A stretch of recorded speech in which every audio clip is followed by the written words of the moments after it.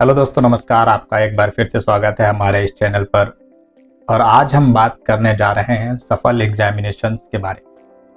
तो दोस्तों, जैसा कि आप सभी को पता होगा कि every year CBSE class third, class fifth और क्लास एट्थ के लिए एक एग्जाम कंडक्ट कराता है, ऑनलाइन क्विज एग्जाम कंडक्ट कराता है, जिसको सफल एग्जामिनेशंस बोलते हैं। इस एग्जामिनेशन में जो बच्चे अपीयर होते हैं वो क्लास फोर्थ में होते हैं, यानी क्लास थर्ड पास कर चुके होते हैं, क्लास सिक्स में होते हैं यानी क्लास फिफ्थ पास कर चुके होते हैं, और क्लास नाइन्थ में होते हैं यानी क्लास एट पास कर चुके होते हैं।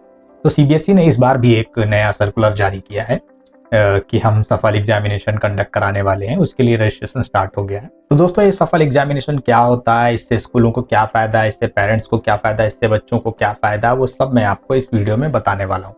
तो सबसे पहले शुरू करते हैं कि सफल होता क्या है। Welcome to the e-learning video on structured assessment for analyzing learning, also known as SAFAL. For India to realize its demographic dividend, it must have a skilled and employable workforce. The foundation for acquiring necessary and relevant skills is developed early when children are still in school. While we have managed to get most of our children into schools, we are a long way from ensuring that children acquire the skills necessary for future learning. Acquiring skills for future learning and life is like climbing a ladder.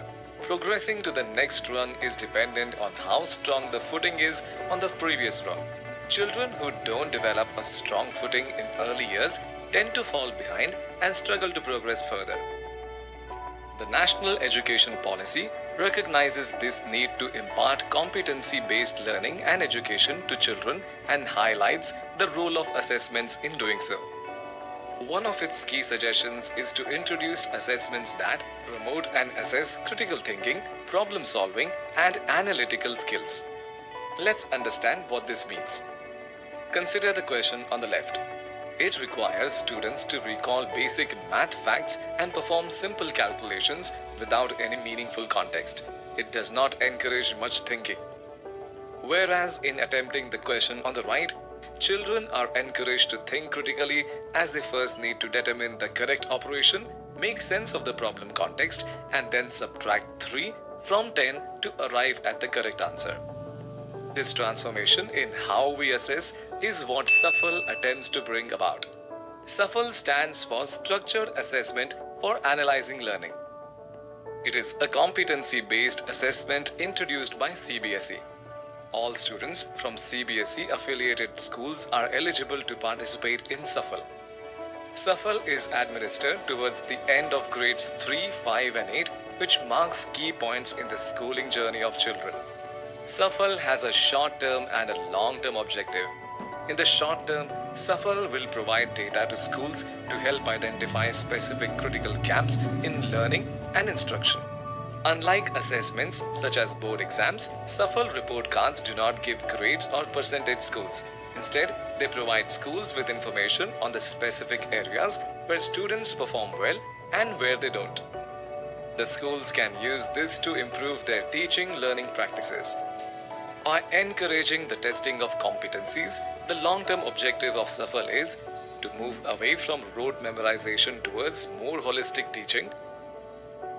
With a rigorous execution of SAFAL, CBSE intends to shift the focus of assessments and teaching learning towards the development of competencies to equip school-going children with the skills necessary for a prosperous future.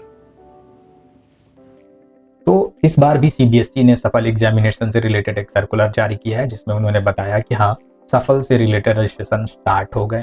सभी schools CBSE के portal पर, सफल portal पर जाकर अपना registration कर सकते हैं। उसके लिए उन्होंने कुछ इंस्ट्रक्शंस दिए हैं। वो इंस्ट्रक्शंस क्या है, मैं आपको बता देता हूँ। तो दोस्तों, सीबीएसई ने जो रजिस्ट्रेशन लिंक ओपन किया है इस बार सफल के रजिस्ट्रेशन के लिए, उसमें उन्होंने कुछ इंस्ट्रक्शंस दिए हैं। जैसा कि उन्होंने बताया है कि सफल का रजिस्ट्रेशन केवल उनके द्वारा किया जाएगा जो स्कूल में नोडल ऑफिसर है, यानी कि स्कूल के आईटी टीचर या कंप्यूटर टीचर द्वारा ये रजिस्ट्रेशन फॉर्म फिल किया जाएगा। यानी कि स्कूल का रजिस्ट्रेशन सफल में किसी आईटी टीचर या कंप्यूटर टीचर द्वारा ही भरा जाएगा।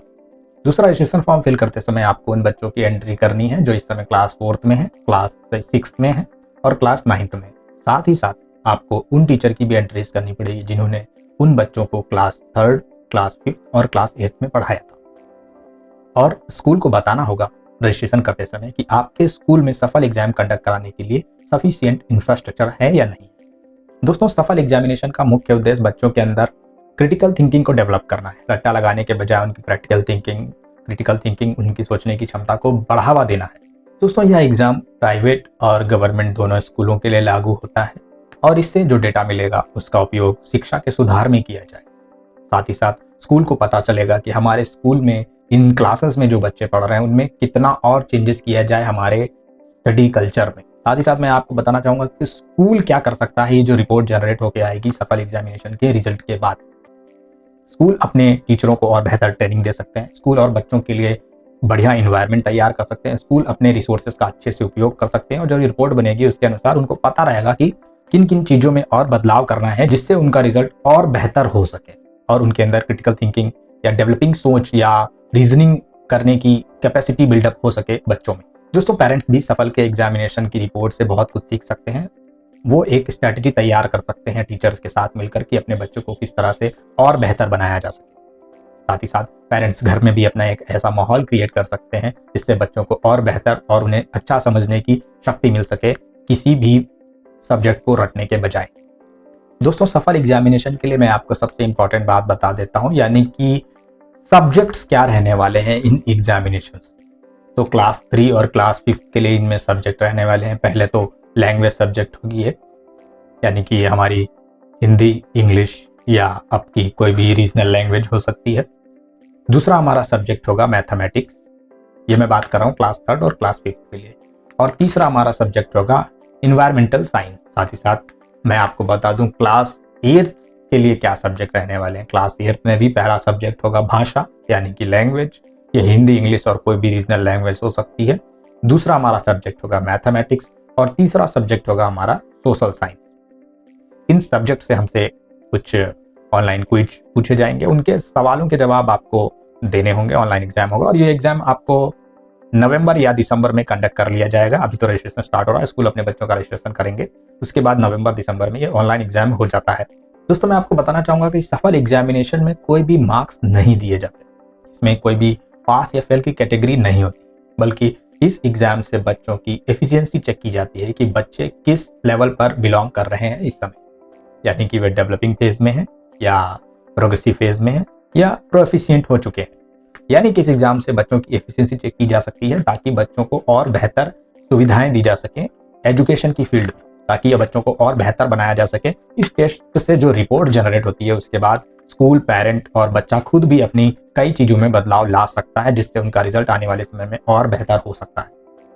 तो दोस्तों, यह थी जानकारी आपको सफल एग्जामिनेशन के बारे में। और अधिक जानकारी के लिए मैं डिस्क्रिप्शन में आपको एक लिंक डाल दूंगा जिससे आप इसका पूरा PDF पढ़ सकते हैं जो CBSE बोर्ड ने रिलीज किया है। उसमें कुछ और इंस्ट्रक्शंस मिलेंगे स्कूलों के रजिस्ट्रेशन के लिए। तो तब तक के लिए हमारे चैनल को सब्सक्राइब करिए। धन्यवाद।